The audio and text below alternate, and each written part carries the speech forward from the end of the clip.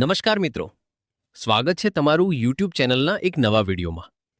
મિત્રો, આજનો આ વિડીયો તમારા ઘણા બધાની મૂંઝવણ હશે એ બાબતનો છે. ઘણા બધા મિત્રોએ કોમેન્ટ કરેલી, પર્સનલમાં ટેલિગ્રામમાં મેસેજ કરેલો કે સાહેબ અત્યારે ટાટ એચએસની પ્રિલિમ લેવાઈ ગઈ છે. હવે જે મિત્રોએ ટાટ એચએસમાં સોલ્યુશન કર્યું હશે ને લાગતું હશે કે પાસ થઈ જશું, તો મેઇન્સની તૈયારી કરતા હશે અને સામે ટાટ એસની પ્રિલિમ 3-5 એટલે કે મે મહિનાની 3જી તારીખે પરીક્ષા જે છે લેવાવાની છે.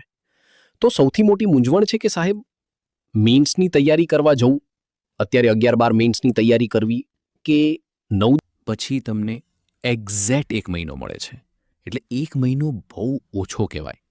2023માં બધાએ અનુભવ કર્યો છે, કેમ કે અહીંયા હવે તમારે લખવાનું છે અને પ્રશ્નો જે 9-10 વાળા પેપર લખે, પ્રશ્નો યાદ કરવા પડે.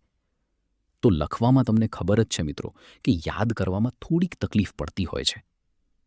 તો મેઇન ટોપિક કે અત્યારે કરવું શું, કે 11-12ની તૈયારી કરવી.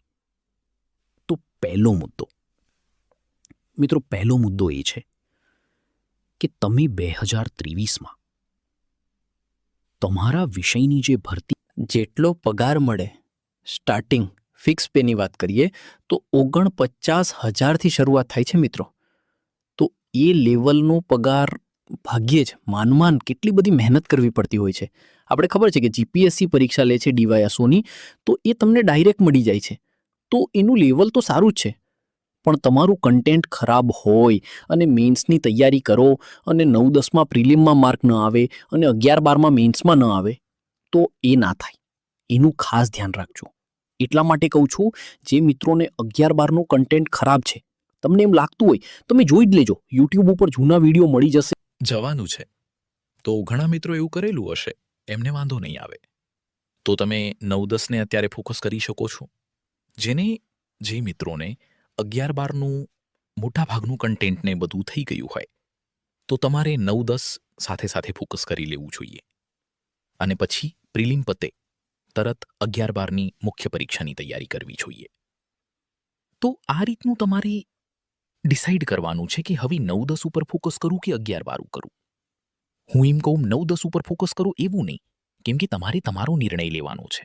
તમારો સબ્જેક્ટ છે, તમારા સબ્જેક્ટમાં કેટલી જગ્યા છે, આવી બધી બાબતો ધ્યાને લઈને થોડુંક પ્રેક્ટિકલ બનીને મિત્રો, પ્રેક્ટિકલ બનીને વિચાર કરજો. કેમ કે ડાયરેક્ટ વિચાર વગરનું પગલું જે છે મિત્રો, પાછળથી પસ્તાવો ના થાય એનું ખાસ ધ્યાન રાખજો. ઘણા એવા પણ હશે કે 9-10ની તૈયારી કરવા લાગશે, ડાયરેક્ટ 11-12 કરવું જ નથી. પ્રિલિમમાં સારા માર્ક હશે, 11-12માં